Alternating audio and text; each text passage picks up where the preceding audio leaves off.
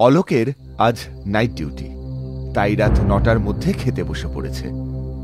অলোক মাস ৬ হলো চাকরিতে ঢুকেছে।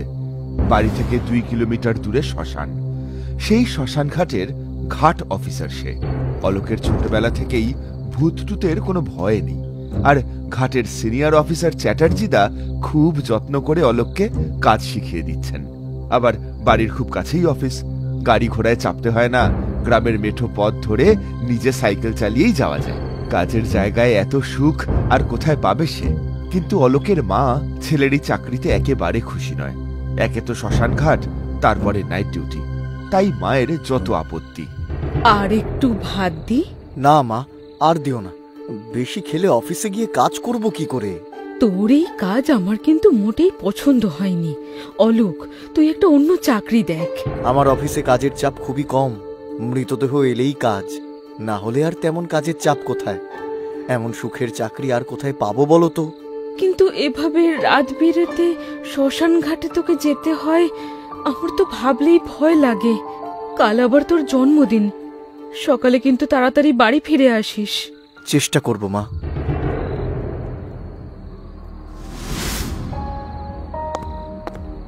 আজ কিন্তু অমাবস্যা, সাবধানে থাকিস বাবা। হ্যাঁ হ্যাঁ, সাবধানে থাকবো, তুমি চিন্তা করো না, আমি আসছি।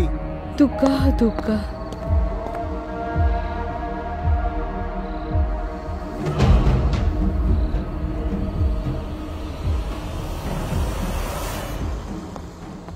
দাদা, আসবো? আরে হ্যাঁ, এসো এসো। কি ভাই, ভালো আছো তো? হ্যাঁ পুরোহিত দাদা, ভালো আছি। তা অলোক, শ্মশানে কাজ করতে ভয় লাগছে না তো? না না দাদা, ভয় কিসের? আমি ভূতে বিশ্বাস করি না। সব কথা হেসে উড়িয়ে দিও না অলোক, কারণ তুমি ভূতে বিশ্বাস করো আর নাই করো, তাতে ভূতের কিছু যায় আসে না।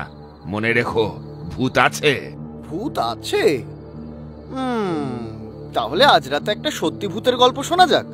ওরে বাবা, গল্প নয়, সত্য ঘটনা। শোনো তাহলে। আমি সবে তখন শ্মশানে চাকরি পেয়ে এই গ্রামে এসেছি।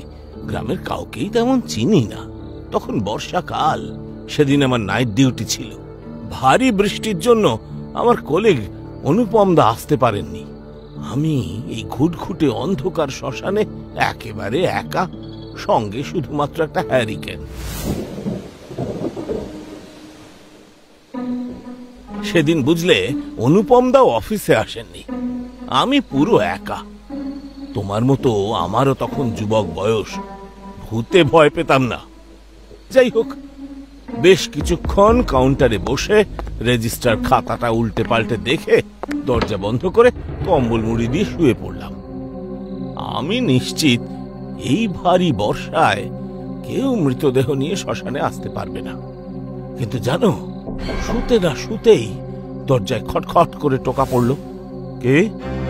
বাইরে কে? আগে আমি, তপেন দাস, কাছেই বাড়ি। আমি উঠে দরজা খুলে দেখি, আলো অন্ধকারের মধ্যে প্রায় ৬৫ বছরের এক বৃদ্ধ দরজার সামনে দাঁড়িয়ে আছেন। কাকে চাই? কাউকে চাই না, আপনার সাথে আমি দেখা করতে এসেছি। আমার সঙ্গে দেখা করতে এসেছেন? মানে ঠিক বুঝলাম না। আপনি এই শ্মশানে নতুন তো, তাই আমাকে চেনেন না। আমি এখানে প্রায়ই আসি। কম করে হলেও ৩৩ বছর ধরে এই গ্রামে আছি। আগে থাকতাম মঙ্গলাপুরে। আপনার সাথে পরিচয় হয়নি, তাই এলাম। আপনার অসুবিধা করলাম না তো? আরে না না, অসুবিধে হবে কেন? আপনি বসুন না, দাঁড়িয়ে আছেন কেন? হ্যাঁ, বসছি বসছি। আপনি আমার সঙ্গে পরিচয় করতে এসেছেন দেখে খুবই ভালো লাগছে, কিন্তু একটা কথা, এই বৃষ্টির রাতে না এসে অন্য সময় তো আসতে পারতেন, মানে ওই দিনের বেলায়। আসলে দিনের বেলা আমি খুব একটা বাইরে বেরোই না, আলোতে অসুবিধা হয়। আচ্ছা আচ্ছা, কিন্তু বৃষ্টিতে ভিজলে তো শরীরটা খারাপ করবে। আরে শরীরে না থাকলে আর শরীর খারাপ করবে কি করে? হ্যাঁ, আপনার শরীর নেই মানে? আচ্ছা ভায়া, কোন মরা মানুষের শরীর থাকে বলো তো? মানে মানে কি বলছেন আপনি?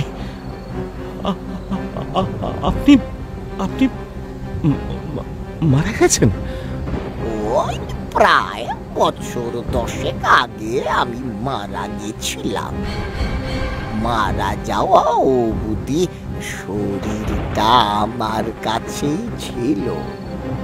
মারা যাওয়ার পর বাড়ির লোকজন মিলে আমার শরীরটা এই শ্মশানে এনে পুড়িয়ে দেয়।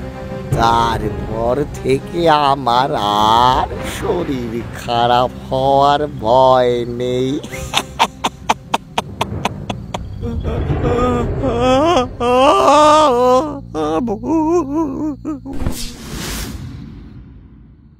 তারপর তারপর যখন জ্ঞান এলো তখন সকাল হয়ে গেছে।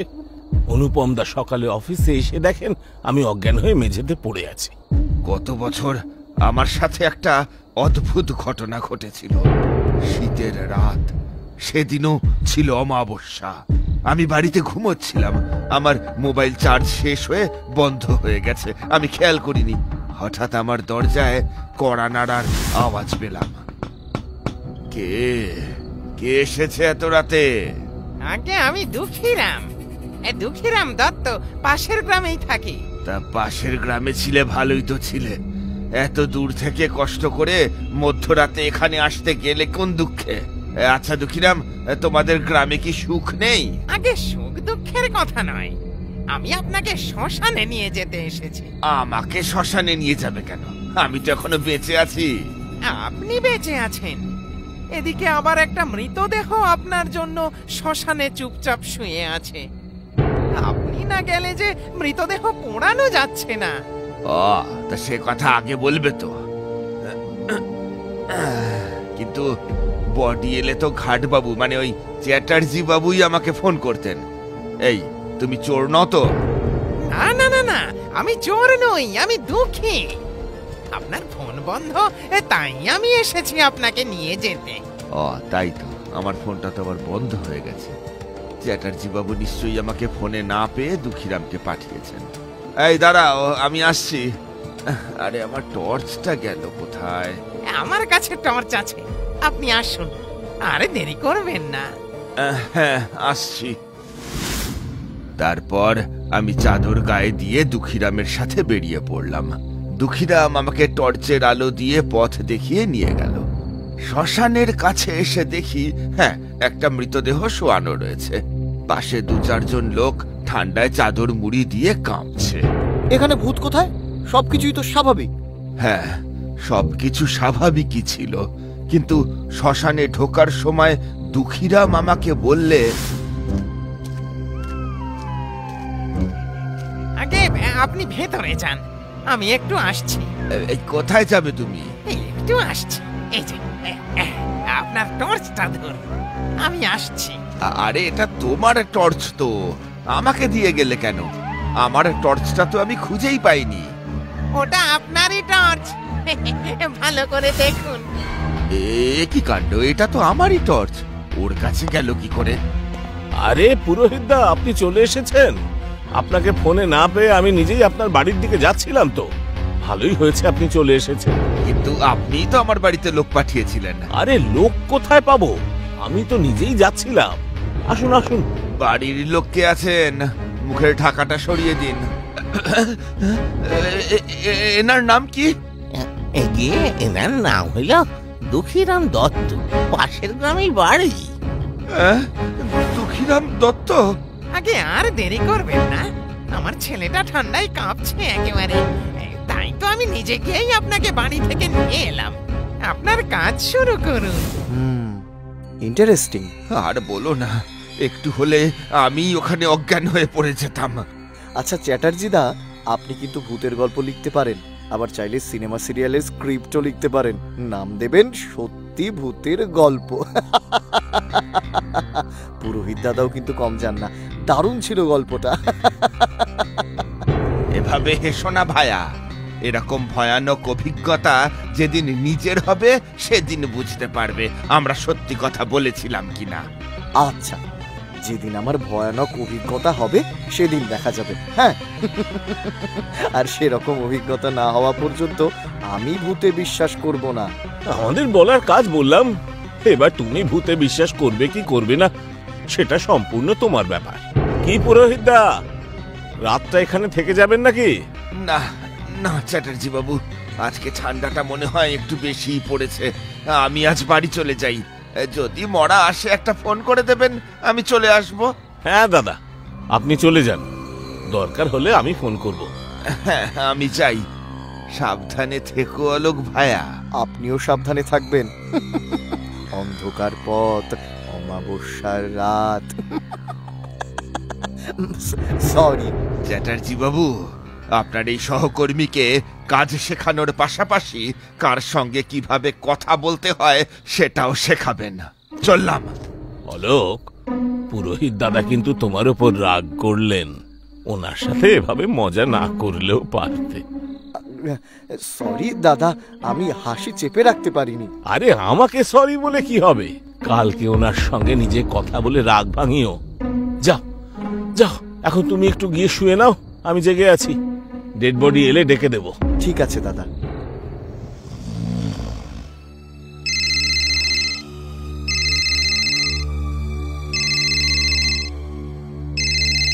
হ্যালো, হ্যাঁ বলো। হ্যাঁ, কি হয়েছে? ছেলেটার জ্বর বেড়েছে তো ওষুধ দিয়েছ? তাও জ্বরটা কমছে না? আচ্ছা আচ্ছা, দাঁড়াও, আমি দেখছি কি করা যায়। কি হয়েছে দাদা, কোনো সমস্যা? হ্যাঁ, না আসলে সমস্যা যেটা হলো, আমার ছেলেটার দুদিন ধরে শরীরটা খারাপ, বুঝলে অলোক। আজ আবার জ্বর এসেছে। ওর মা ওষুধ খাইয়েছে, তবু জ্বর নামছে না। মনে হচ্ছে হাসপাতালে নিতে হবে। তাহলে আপনি এখন দেরি না করে বাড়িতে যান, দেখুন কি অবস্থা, দরকার হলে হাসপাতালে নিয়ে যান। কিন্তু অলোক, তুমি তো এখানে একা। আরে আমাকে নিয়ে ভাবতে হবে না, এদিকের কাজ আমি সব সামলে নিতে পারবো, আপনি বাড়িতে যান। অনেক ধন্যবাদ ভাই, অনেক ধন্যবাদ। আমি তাহলে আসি অলোক। হ্যাঁ,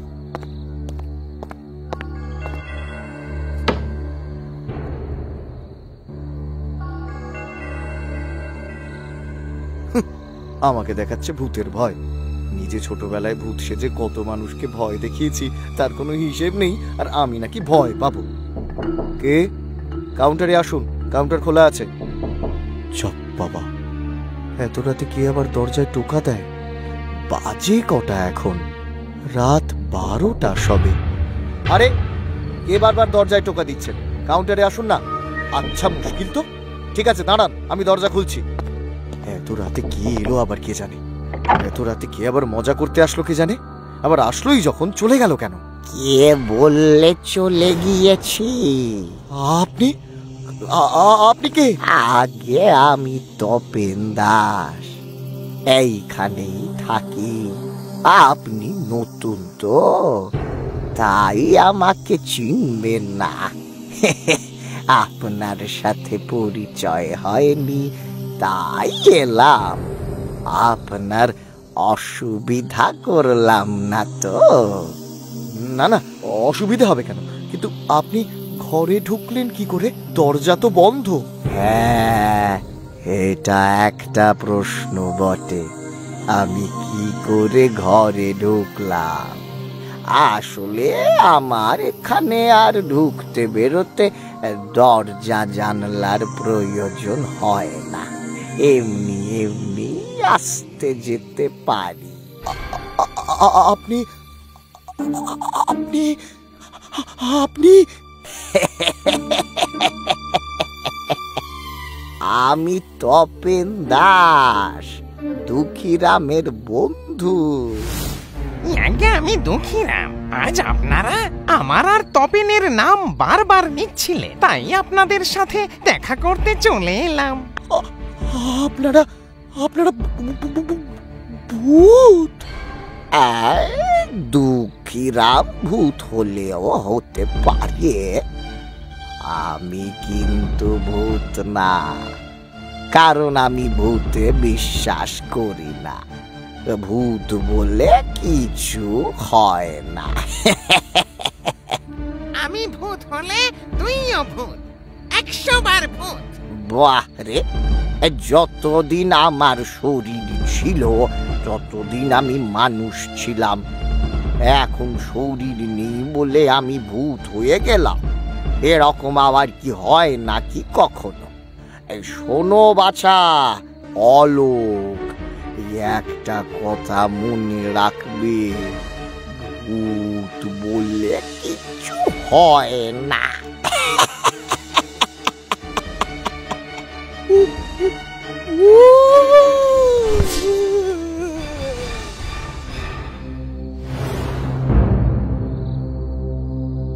অলোক, অলোক, চোখ খোলো। এই দেখো আমরা। ও অলোক, চোখ খোলো ভাই। চোখ খোলো অলোক ভাইয়া, এই দেখো আমরা, এখানে কোনো ভূত নেই।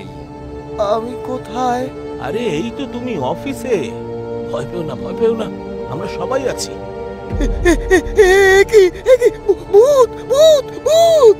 না না, ওরা ভূত নয়, ওরা মানুষ। ওরে বাবা, ওরা ভূত নয়।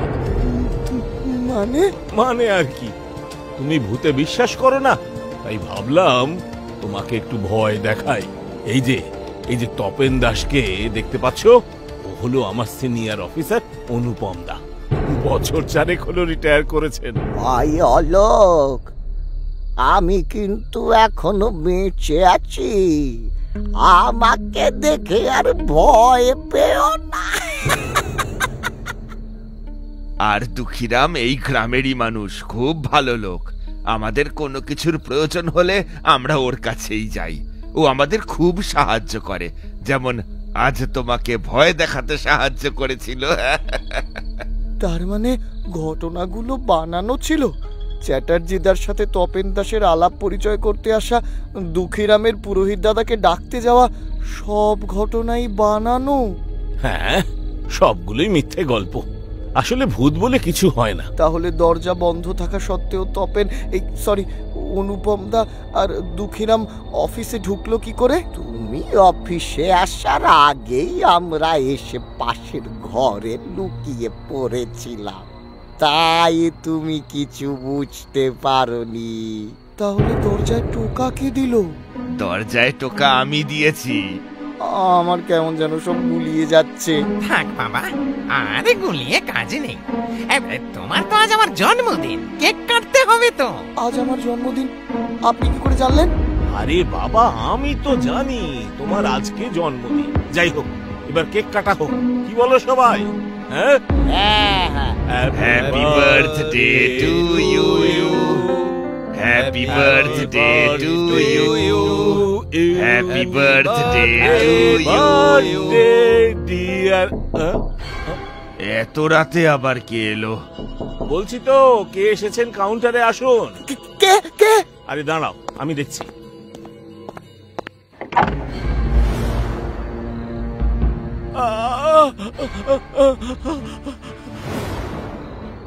কি হলো দাদা, কি হলো?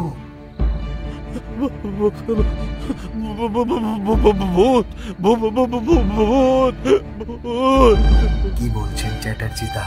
আপনি জানেন না ভূত বলে কিছু হয় না?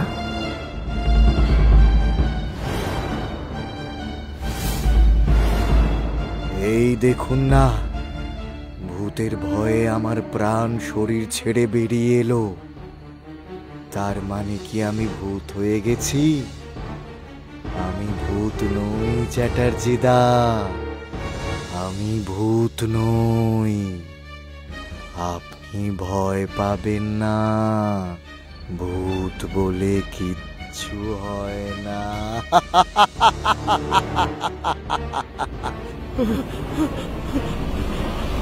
Ah!